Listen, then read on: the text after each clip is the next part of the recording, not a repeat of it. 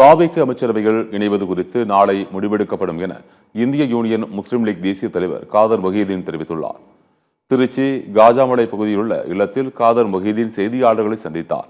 அப்போது பேசிய அவர், தமிழகத்தில் குடியரசுத் தலைவர் ஆட்சி மூலமாக பாஜக மறைமுக ஆட்சி வந்துவிடும் என்ற அச்சம் மக்கள் மத்தியில் நிலவியது. அதன் காரணமாகவே தாவேகவிற்கு ஆதரவளித்தோம் என்று கூறினார். கடந்த 10 நாட்களாக தாவேக நல்லாட்சியை தந்து வரும் நிலையில் முஸ்லிம் லீக் சட்டமன்ற உறுப்பினர்கள் அமைச்சரவையில் சேர வேண்டும் என்று தாவேக தரப்பில் அதிகாரப்பூர்வமாக எங்களை அணுகியுள்ளனர். எனவே எங்களின் முடிவு குறித்து நாளை அறிவிப்போம் என்று தெரிவித்துள்ளார். அது வேற விஷயம். அது நாங்கள் இன்னும் முடிவு பண்ணலையே. நாளைக்கு 11 மணிக்கு கூடுறோம்ல.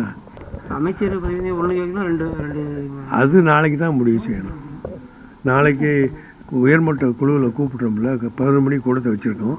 அதில் முடிவு பண்ணுவோம்.